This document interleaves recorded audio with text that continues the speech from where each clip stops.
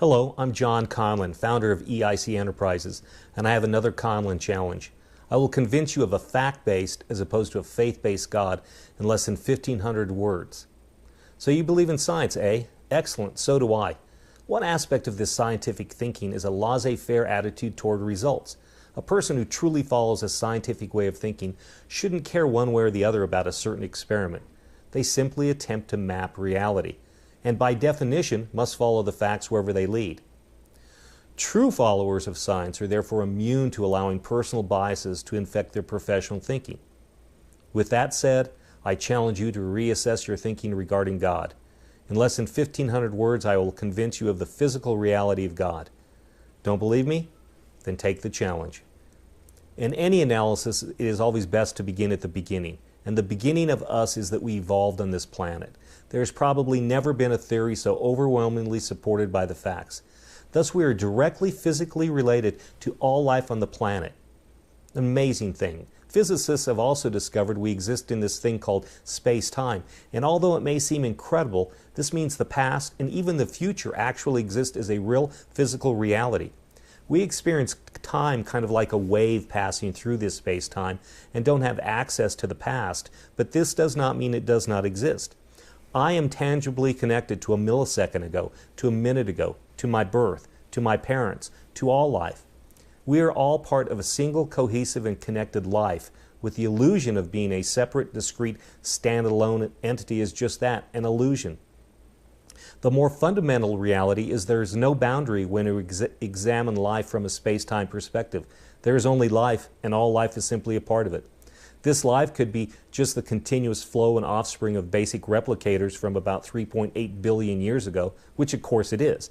But this fact says nothing regarding God, one way or the other.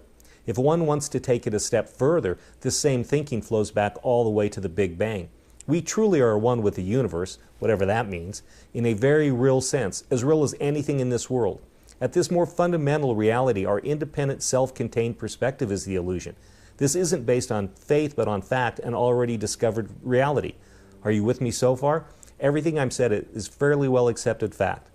Let's move on to evidence of this connectivity as played out in our everyday lives. A few years ago, a coworker's mother was enjoying one son's soccer game while another was playing ice hockey. Midway through the soccer game, she leapt up and informed her husband they had to leave immediately because their other son was injured. This was witnessed by all their friends in the stands, and sure enough, the son playing hockey had broken his leg at that exact moment. Similar stories have been told by people for thousands of years. Mothers knowing their faraway child had died in war, people being aware of things they could in no ordinary way actually know. Of course, there are charlatans and grifters and just the plain crazy out there, but if we examine these things from a scientific perspective, even a single occurrence must still be explained. Near-death experiences are also evidence of there being more than just our everyday senses can experience. Yes, I know that most, might not be real, but there have been plenty of cases where knowledge of and seen events are documented which simply can't be. If we follow Occam's razor, the answer to this is quite obvious. There is more than we know, and there is a connectivity which transcends our senses.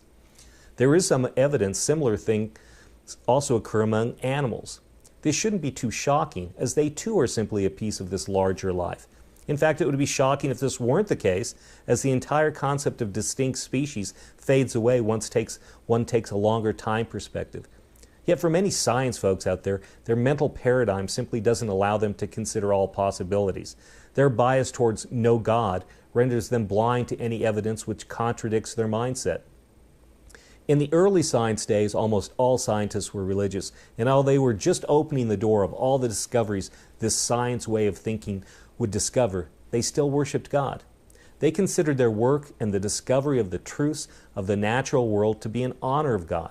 In fact, they believed God desired us to discover these truths.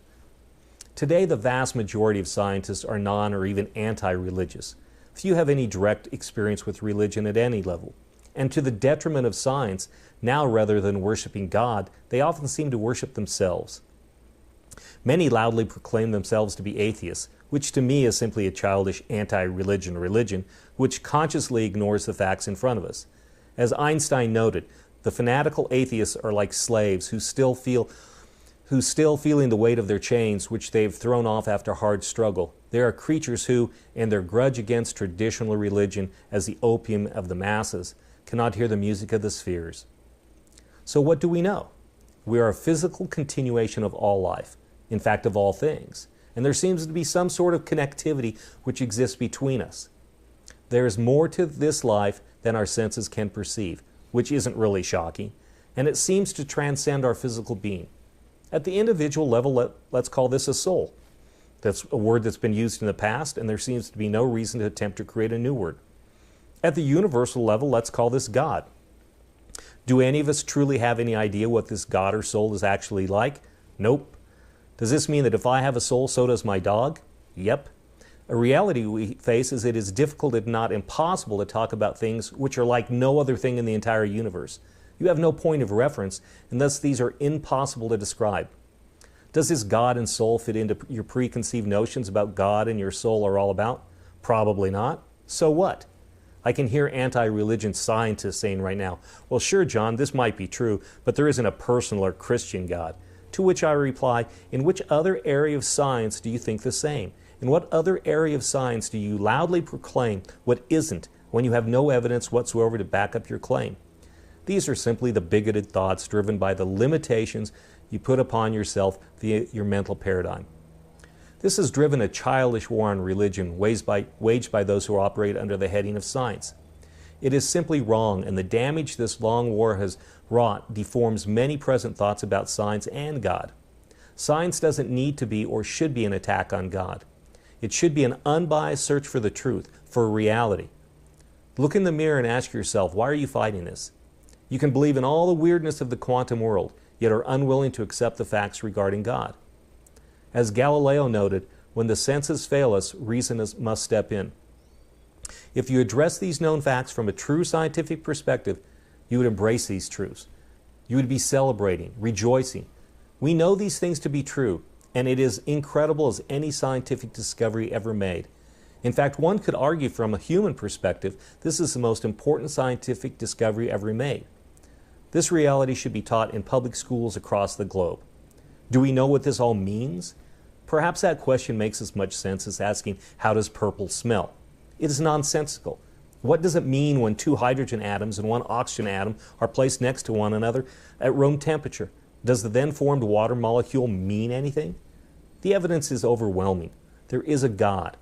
You might not feel the scales are tipped very far in favor of this truth, but that too is meaningless.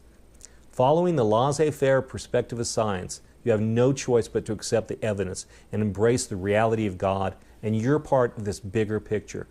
Rejoice. What could be grander than this discovery?